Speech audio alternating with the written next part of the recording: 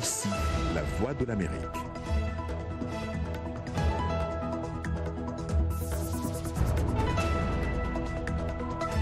Madame, Monsieur, bonsoir. Bienvenue dans Le Monde aujourd'hui. Voici les titres de votre journal. Les élections du 30 décembre en RDC au centre d'une session du Conseil de sécurité à New York. Alors qu'à Kinshasa, Martin Fayulu entend déposer un recours devant la Cour constitutionnelle. Togo dans la Cour constitutionnelle. Après plusieurs semaines de grève, un accord a finalement été signé entre le gouvernement guinéen et le syndicat des enseignants. Les élèves devraient donc reprendre le chemin de l'école.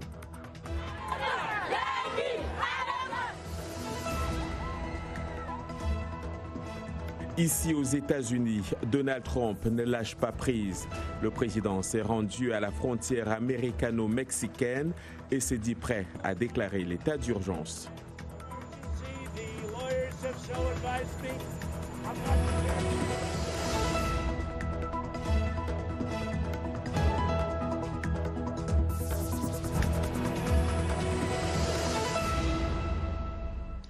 Bonsoir. La publication des résultats de la présidentielle du 30 décembre en République démocratique du Congo, donnant Félix Tshisekedi gagnant, n'a pas fini d'alimenter les débats. Ce vendredi, le Conseil de sécurité des Nations Unies s'est penché sur le sujet. Entre autres intervenants figurait Corneille Nangaa, le président de la CENI, qui a exhorté le Conseil à soutenir les nouvelles autorités élues en RDC, mettant en garde contre une annulation du scrutin. M. Nangaa a par ailleurs estimé que la contestation des résultats par l'Église catholique dans le pays n'était pas une surprise, car elle avait déjà fait dans le passé. La SENCO a de son côté demandé au Conseil d'exiger la publication des procès-verbaux pour la présidentielle. Des violences ont également émaillé la publication de ces résultats. Selon des sources sécuritaires, le nouveau bilan des incidents survenus depuis hier à Kikwit et dans le Kasaï s'échiffre maintenant à plus de 8 morts, autant pour moi, soit 5 civils et 3 miliciens. Et toujours à propos des élections en RDC, l'opposant Martin Fayulu, donné perdant de l'élection présidentielle du dimanche 30 décembre, compte saisir la Cour constitutionnelle demain samedi afin d'exiger le recomptage des voix. C'est ce qui ressort de la déclaration faite lors d'un meeting tenu ce vendredi avec ses partisans. Le camp de Martin Fayulu dit avoir gagné ces élections et revendique la victoire avec 61% des voix. Voici un extrait de l'interview accordée aujourd'hui à Heidi Essango. J'ai dit que j'utiliserai tous les moyens à ma possession pour recouvrer la victoire du peuple. Il n'y a pas question d'avoir foi à la Cour. J'ai dit que j'utiliserai tous les moyens qui sont à ma possession pour recouvrer la victoire du peuple. Là, je viens de m'adresser au peuple congolais pour lui dire que nous avons gagné et le centre de compilation de la MOUCA a donné les résultats. Et les résultats sont clairs et nets. Nos résultats sont proches de ceux de la SENCO. Et donc, c'est bon. Et vous le faites samedi, les dépôts? Tout à fait. Nous demandons au comptage manuel, bureau par bureau, devant la CENI, devant l'Union africaine, devant les Nations unies et devant tout le monde, la SADC et toutes les organisations, même la société civile et aussi l'Union européenne, pour que tout le monde entier soit témoin et voir ce que le peuple congolais a réalisé le 30 décembre 2018. Les élections en RDC qui focalisent dans l'attention de la communauté internationale et Martin Fayulu qui rejette la victoire de Félix Tshisekedi. Parlons de tout cela avec notre invité, Patient Ligodi, est fondateur et éditeur de Actualité.cd. Patient Ligodi, bonsoir et bienvenue. Bonsoir, Patient Ligodi. Il me semble pourtant qu'on a Patient Ligodi en ligne. Bonsoir. Je vous entends, Patient. Vous m'entendez? Voilà. Voilà, donc on va certainement revenir sur Patient tout à l'heure. Cette information qui nous tombe à l'instant, quelques milliers de partisans de l'opposition sénégalaise ont manifesté vendredi à Dakar pour réclamer plus de transparence dans le processus électoral devant conduire à la présidentielle du 24 février, protestant contre l'élimination d'un grand nombre de dossiers de candidature par le Conseil constitutionnel.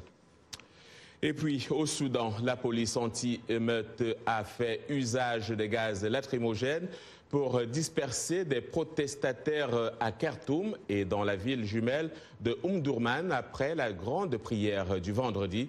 Des manifestants scandant les slogans « Liberté », paix et justice. Les organisateurs de la campagne de contestation du président Omar al-Béchir prévoient d'autres manifestations demain à Khartoum. Selon un bilan officiel, un total de 22 personnes sont mortes depuis le début du mouvement qui a commencé le 19 décembre après le triplement du prix du pain. Ces manifestations représentent le plus grand défi auquel M. Béchir a été confronté en près de 30 ans de pouvoir, selon des experts. Au Cameroun, le procès des 10 leaders séparatistes anglophones jugés par un tribunal militaire à Yaoundé pour terrorisme et sécession a été suspendu ce vendredi et renvoyé au 7 février. Les accusés, dont le leader du groupe Julius Ayouk Tabé, ont recusé leur nationalité camerounaise et exigent leur renvoi au Nigeria où ils avaient été arrêtés début 2018. Mais pour le parquet du tribunal militaire, ces arguments sont irrecevables vu que les prévenus ont été arrêtés et formellement identifiés comme étant des Camerounais. Un membre de l'accusation souligne d'ailleurs que M. Ayouk Tabé détenait un passeport camerounais lors de son arrestation en passeport qui a expiré en février 2019. Je crois que la connexion est rétablie avec Kinshasa. Patient Ligodi, bonsoir donc et bienvenue. Bonsoir. Alors, comment justifier donc la tenue d'une session du Conseil de sécurité des Nations Unies sur la RDC en ce moment précis? Je pense que au regard de tout ce qui se passe à Kinshasa, eu égard à tout ce que la CENCO, la conférence nationale du Congo, a donné comme réaction après la publication de résultats provisoires par la Commission électorale nationale indépendante, la réaction de l'opposant Martin Fayoulou en rapport avec sa revendication de la victoire, tout cela en ce moment donne quand même à la communauté internationale et ainsi qu'à tous ceux-là qui s'intéressent au Congo matière à réflexion. Il faut dire que la situation peut rapidement se dégrader par rapport à tout. D'abord la revendication de la victoire par Martin Fayoulou, l'Église catholique qui est puissante au Congo et qui a très clairement dit que ces résultats n'étaient pas conformes aux données qu'elle avait collectées pendant l'observation électorale. Il faut dire que l'Église catholique a déployé quand même 40 000 observateurs pendant les jours du vote et continue à croire et à dire que les résultats publiés ne sont pas conformes aux données qu'elle a pu récolter. Exactement, c'est ce que Martin Fayoulou dit également, mais il a annoncé qu'il va déposer un recours à la Cour constitutionnelle. Quelles sont les chances d'une telle démarche de prospérer? Je pense que c'est suite à la pression exercée également par la communauté diplomatique basée accréditée ici à Kinshasa. Tout le monde, que ce soit les organisations sous-régionales, que ce soit l'ONU, que ce soit quelques puissances occidentales, tout le monde demande justement que si pression il y a, que cette pression puisse se faire au niveau des instances qui devraient juger ou analyser les requêtes en rapport avec les élections. Donc je pense que Martin Fayoulou en ce moment est obligé justement de suivre cette voie, apporter toutes les preuves au niveau de la Cour constitutionnelle pour montrer justement qu'il a raison par rapport à tout ce qu'il a pu observer. Il dit qu'avoir déposé, il dit avoir eu 220 000 témoins dans tous les bureaux de vote ici en RDC et donc il va devoir proposer et donner des réponses par rapport à toutes les questions et il demande d'ailleurs que la Commission électorale nationale indépendante puisse publier ou donner les résultats. Les procès-verbaux. Tout à fait. Merci, Patient Ligodi. Je rappelle que vous êtes fondateur et éditeur de actualité.cd, un site internet donc à Kinshasa. En Guinée, les élèves vont enfin reprendre le chemin de l'école après plusieurs semaines de grève à l'appel des enseignants du pré-universitaire. Le syndicat des enseignants et le gouvernement ont signé à Conakry un protocole d'accord. Le reportage de Zakaria Kamara, notre correspondant sur place. Le protocole d'accord a été signé jeudi soir après avoir été plusieurs fois reporté, mettant ainsi fin à une crise qui a duré 3 mois. Le gouvernement guinéen et le syndicat des enseignants sont enfin parvenus à s'entendre sur 12 points. Les enseignants n'obtiennent pas les 8 millions de salaires de base qu'ils réclamaient depuis le début de la grève. Le gouvernement leur promet une amélioration, mais ils devront attendre la fin de l'assainissement du fichier des fonctionnaires enseignants, une opération confiée à une commission mixte. Les économies réalisées après cet assainissement seront affectées sur le salaire de base, sans aucune incidence financière et sans que cela ne se traduise par une augmentation de la masse salariale.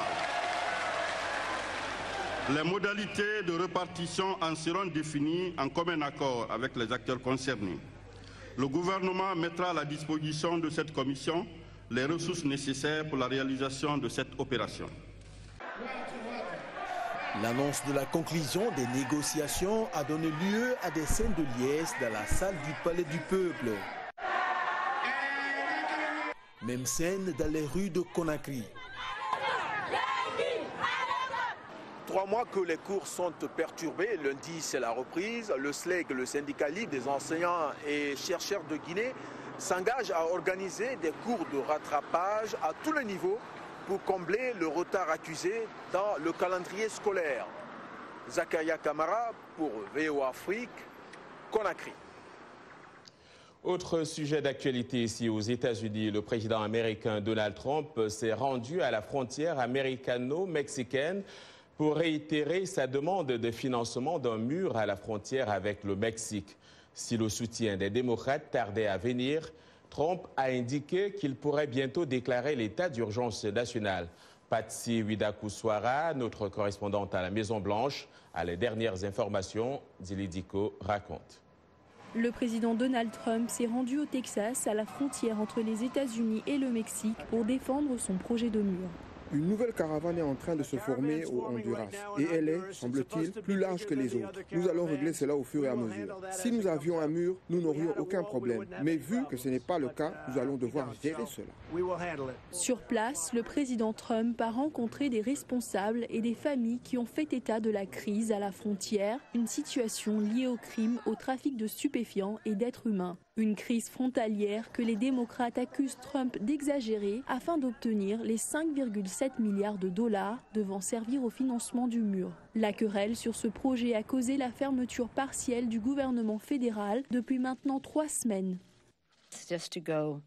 Juste pour rappel, en plein dans ce feuilleton provoqué par la pétulance et l'obstination du président, nous sommes tous en faveur de la sécurité frontalière. La menace de recourir à la déclaration de l'état d'urgence national afin de contourner les démocrates au Congrès représente un défi pour Donald Trump au niveau juridique. Nous pouvons déclarer l'état d'urgence même si nous ne devrions pas avoir à le faire. C'est simplement une question de bon sens. Pendant ce temps, à Washington, plusieurs centaines de personnes ont manifesté contre la fermeture du gouvernement fédéral. Nombre d'entre eux étaient des employés fédéraux placés en congé sans salaire pendant cette fermeture, en passe de devenir la plus longue dans l'histoire du pays.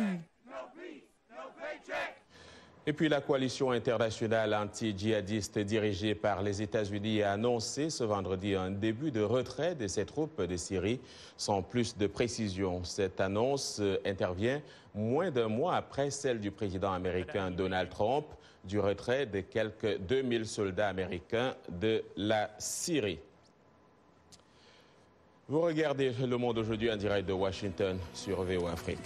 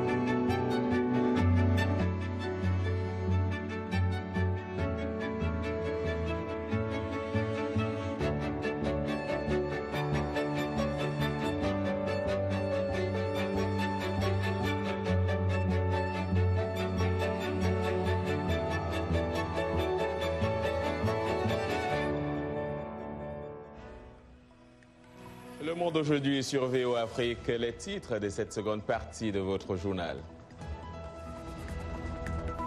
Dormir peut être un acte conscient. En fait, pourquoi ne pas apprendre à votre cerveau comment le faire? La technologie existe déjà, nous dit notre envoyé spécial à Las Vegas.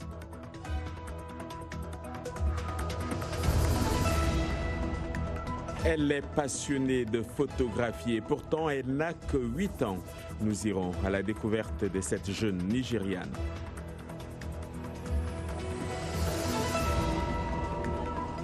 Dans Culture Hebdo, Roger Muntu sera là pour nous parler de ces accusations qui accablent feu Michael Jackson.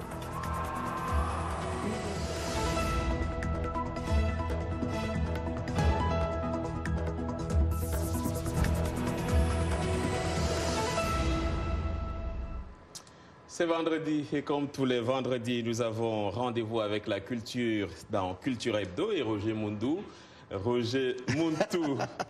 rendez-vous. C'est qui ça, Muntu? I don't know. Mais Roger est donc au rendez-vous. Bonsoir et bienvenue. Bonsoir, merci. On va commencer, Roger, par ce documentaire choc qui accuse Michael Jackson de pédophilie et comme on pouvait s'y attendre, ses héritiers s'insurgent. Exactement, John. Les héritiers de Michael Jackson ont qualifié jeudi de scandaleux et pathétique ce nouveau documentaire accusant le chanteur défunt d'agression sexuelle sur 2 enfants. Living Neverland, qui doit être présenté au Festival du film de Sundance à la fin du mois, retrace l'histoire de 2 trentenaires qui assurent avoir été victimes d'abus sexuels de la part du roi de la pop lorsqu'ils étaient âgés de 7 et 10 ans. Le documentaire qui tire son nom du ranch fantasmagorique, construit par l'artiste John en Californie, a été réalisé par Dan Reed, ce dernier d'ailleurs qui est aussi connu et a signé plusieurs documentaires dont un consacré aux attentats meurtriers contre la rédaction de Charlie Hebdo à Paris en 2015. On se rappellera bien sûr, les producteurs de Living Neverland ont confirmé au magazine spécialisé Rolling Stone que les 2 accusants de Michael Jackson sont le chorégraphe Wade Robson qui a porté plainte en 2013 contre le défunt chanteur et James Shifshaw qui avait poursuivi les héritiers de Michael Jackson. Les 2 procédures ont été rejetées en 2017. Michael Jackson, rappelons ici, John, qui est mort le 25 juin 2009 d'une surdose médicamenteuse. Le chanteur qui avait affirmé dans un documentaire aimer dormir en toute innocence, lui, avec des petits garçons, a été à plusieurs reprises accusé d'actes pédophiles. John. Et une autre actualité qui défraie la chronique, cette fois c'est en Algérie, Miss Algérie 2019. Ouais. Et là c'est une affaire de racisme comme on en a souvent entendu parler au Maghreb. John, les réactions aussi après l'élection d'une femme à la peau mate au titre de Miss Algérie 2019 a rappelé combien le racisme anti-noir était important dans ce pays, mais en Afrique du Nord, non seulement là-bas, mais la négrophobie n'est pas propre à l'Algérie. Ses voisins sont confrontés aussi au même problème. Elle s'appelle Khadija Benamou, une jeune femme aux cheveux bouclés et à la peau mate, et depuis le vendredi 4 janvier 2019, elle ne peut que constater que certains de ses compatriotes maîtrisent plutôt mal la géographie algérienne, originaire de la ville d'Adrar, en plein cœur du pays, dans le désert, à 1400 km au sud-ouest d'Alger. Khadija Benamou a été élue vendredi dernier Miss Algérie 2019 depuis un déluge de tweets et de posts a arrosé la toile algérienne les moins virulents, estimant que la jeune femme ne représentait pas la beauté du pays quand d'autres plus violents insultaient sa couleur de peau. Plusieurs commentaires témoignent sur les réseaux sociaux, John, que si la situation n'est pas plus agréable pour une Algérienne qui voulait seulement être reconnue pour sa beauté, le phénomène n'est pas nouveau et rappelle qu'au Maghreb, le rapport entre Africains du Nord et Noirs n'a jamais été vraiment serein. Parlons des Golden Globes qui se sont déroulés et dont on en parle encore ici aux États-Unis. Donc, ce sont des prix américains très convoités du monde du cinéma et de la télévision, et vous les avez suivis. Ah oui, je continue d'ailleurs à en parler même dans mes émissions Arab Show. John, cette cérémonie américaine qui récompense chaque année une sélection d'œuvres depuis 1944 s'est bien déroulée le dimanche dernier à Hollywood. La soirée a été présentée par le duo de comédiens Andy Samberg et Sandra Oh. Le film Bohemian Rhapsody sur la vie du chanteur de Queen a créé une grosse surprise en décrochant les titres de meilleur film dramatique et de meilleur acteur pour Rami Malek dans son rôle de Freddie Mercury. Les autres longs métrages sacrés dans cette soirée, très électrique aussi, rassemblant le gratin d'Hollywood, ont été Roma du Mexicain Alfonso Cuarón et Green Book de Peter Farrelly. La soirée a également donné l'occasion à l'industrie du film de promouvoir ses progrès vers une meilleure intégration des minorités, avec plusieurs Golden Globes attribués à des œuvres traitant de la discrimination en tout genre, notamment raciale. John. Et tout de suite, place à notre agenda culturel.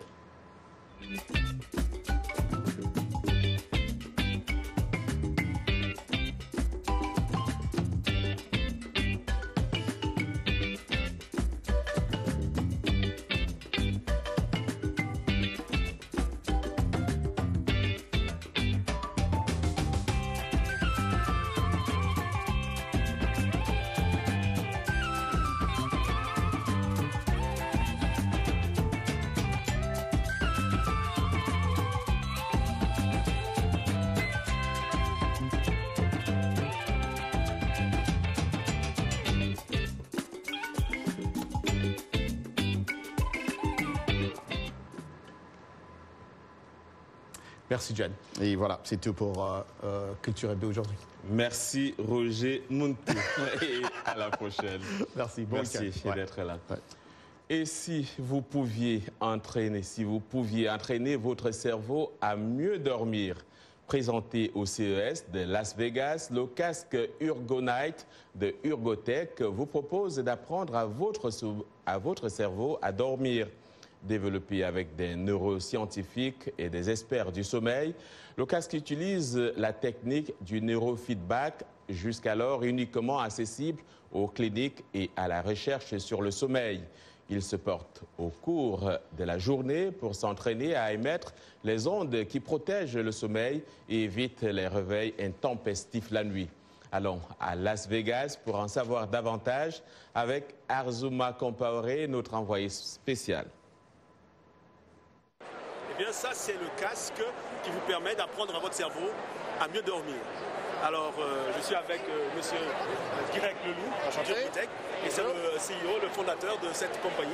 Et en quelque sorte, justement, ce casque a des senseurs, des capteurs ici, qui permettent justement de pouvoir calculer, de pouvoir représenter le schéma des ondes que vous émettez dans la journée. Et avec justement l'application qui vient avec ce casque, vous pouvez déterminer de façon régulière, chaque jour en tout cas, comment vous pouvez vous-même travailler à vous isoler toutes les différentes zones qui vous empêchent de dormir, de sorte que votre cerveau puisse les reconnaître. Une fois que ce cerveau reconnaît ces ondes-là, mais c'est plus facile maintenant pour lui de pouvoir dormir le soir venu. Pourquoi est-ce que c'est important de mieux dormir? Alors il faut savoir qu'il y a une personne sur 3 environ qui souffre de problèmes de qualité du sommeil. La technologie sur laquelle s'inspire Urgonite existe depuis les années 2000. Elle est disponible dans des centres du sommeil, il nécessite un équipement particulier assez conséquent.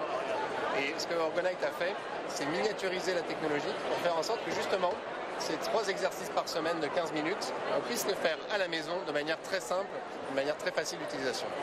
Alors comment on porte ça? Est-ce que vous pouvez m'aider à le porter? Bien sûr. Donc vous mettez vos mains juste là où j'ai les miens, mes doigts. Voilà. Vous allez mettre le bandeau au niveau du milieu du front. Exactement. Et tirer les électrodes jusque derrière les oreilles. Voilà. Et donc là maintenant je pourrais passer... Je peux remettre les lunettes, il n'y a pas de souci. Voilà, je peux bien mettre ça. Et donc maintenant je peux me déplacer, faire mes activités quotidiennes, en fait, sans trop me soucier de ça. Comment ça se passe? En fait c'est un entraînement. Vous allez avoir l'application mobile. Okay. Donc il faut être dans un environnement calme. Vous allez vous poser avec le casque, ça dure 15 minutes. Et vous allez faire les exercices. En regardant l'application mobile, elle va lire les ondes cérébrales que vous émettez. Et Et c'est cette application qui va vous dire justement bravo, vous vous en sortez super bien. Ou à l'inverse, eh bien non, ça ne fonctionne pas, il faut essayer une stratégie différente pour vous, jusqu'à ce que vous réussissiez à produire mieux ces ondes de la protection du sommeil. Il faut absolument 3 exercices, peut-on en faire plus? Alors là, les études scientifiques ont démontré qu'en faisant ces 3 exercices par semaine pendant 1 à 4 mois, on améliorait de 53% le temps pendant lequel on se réveille la nuit. Donc on va diviser par 2 le temps de réveil nocturne. L'objectif pour moi, ça va être de comprendre qu'est-ce qui fait que je gagne des points. Quelle est la stratégie qui fonctionne avec moi? Par exemple, dans mon cas, c'est de me mettre dans une bulle, d'essayer de couper mon cerveau de l'environnement extérieur. C'est là où ça fonctionne. Une fois que j'ai trouvé ma stratégie, eh bien je vais l'entraîner. Séance après séance, je vais gagner de plus en plus de points, essayer de pratiquer cette stratégie jusqu'à ce qu'elle devienne un réflexe et que par la suite, lorsque la nuit est venue, mon cerveau sache protéger mon sommeil. Donc le casque lui-même s'appelle Ergonite et avec lui, vous allez pouvoir entraîner votre cerveau à mieux dormir. C'est un casque qui va coûter à peu près 500 $, oui, et qui sera lancé bientôt sur Indiegogo. Vous pourrez avoir des réductions si vous allez sur le site Indiegogo pour participer justement à la fabrication justement de ce fabuleux casque. Apprendre à mieux dormir. Hein? Merci beaucoup. Allez, merci. Allez, au revoir. J'oublie pas, non, faut me le rendre. Merci Arzouma Compaoré. Direction le Nigeria à la découverte de Ariyike, tant pour moi, Oluwaseun. Il s'agit d'une fille de 8 ans passionnée de la photographie. Elle s'est dotée d'une caméra à l'âge de 2 ans et en est restée accro jusqu'à ce jour. Son rêve, suivre un jour les traces de ses parents et diriger son propre studio. Les précisions avec Irénée Herman Umbo. À 8 ans, Oriyike Oluwaseun travaille déjà comme photographe, une activité à laquelle elle s'est adonnée depuis 6 ans. Sa passion pour la caméra a commencé lorsqu'elle a reçu un appareil photo comme jouet quand elle n'avait que 2 ans. Sa grand-mère, qui était aussi photographe, a aussitôt reconnu son talent et lui a acheté un équipement professionnel. Quand je prends une photo, j'ai l'impression que quelque chose rentre en moi et je me sens mieux et plus forte. Oriyike est régulièrement sollicitée pour couvrir des événements à Lagos. Au début, elle était considérée comme une débutante, mais à la vue des résultats de son travail, les gens sont souvent impressionnés. Quand je serai grande, je ne veux pas être ingénieur ou médecin. Je veux juste être photographe. Et je ne laisserai personne m'empêcher de faire ce que je fais. La photographie pour elle, c'est aussi une tradition familiale. Les 2 parents d'Oriyike sont également photographes.